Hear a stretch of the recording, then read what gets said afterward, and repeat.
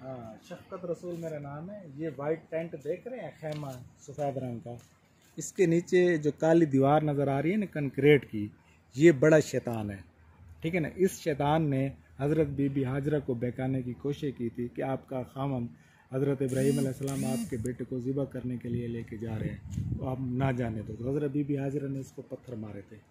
ये सेकंड में दूसरे नंबर पे ये छोटा शैतान आ जाता है। दूसरे नंबर पे ये जो टेंट के नीचे आपको दीवार नज़र आ रही है ना काली चौड़ी, ठीक है ना, ये शैतान की यानी कि अलामत है। ये शैतान समझ लें, ये शैतान है।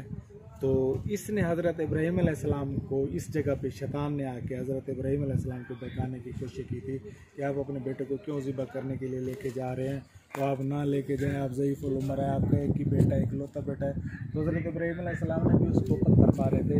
फिर वो थर्ड पोजीशन पे, वो देख लें, वो जो वाइट टेंट नज़र आ रहा है ना, उसके नीचे जो दीवार है कंक्रीट की, वो तीसरे नंबर पे इस जगह पे आके शैतान ने लास्ट टाइम यानी कि लास्ट में हज़रत इस्माईल अलैहिस्सलाम को बहकाने की कोशिश की कि आपके बाबा आपको ज़िबा करने के लिए लेके जा रहे हो, तो आप दौड़ जाओ, ना जाओ। तो हज़रत इस्माईल अलैहिस्सलाम ने भी उसको पत्थर मारे थे, ठीक है ना। अब जो 10 ज़िलहज को जो हाजी आते हैं हज के लिए, तो मिना में आके वो 10 ज़िलहज को बड़े शैतान को 7 कंकरी मारते हैं। फिर उसके बाद जो है ना वो अपना कुर्बानी करते हैं। कुर्बानी के बाद वो फिर अपना टेंट करवा के, बाल मुड़वा के, उसके बाद जो है ना फिर वो एहराम उतार के गुस्ल कर लेते हैं, दूसरे कपड़े पहन लेते हैं।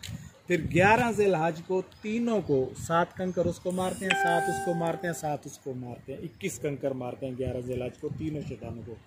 फिर 12 ज़िलहज को 7 कंकर उसको मारते हैं, 7 उसको मारते हैं, 7 उसको मारते हैं, 21 कंकर, यानी कि 21 और 21 42। और जो 10 ज़िलहज को पहले दिन मारे जाते हैं 7 कंकर, 42 और 7 49 कंकर मारे जाते हैं तीनों शैतानों को। अस्सलाम वालेकुम।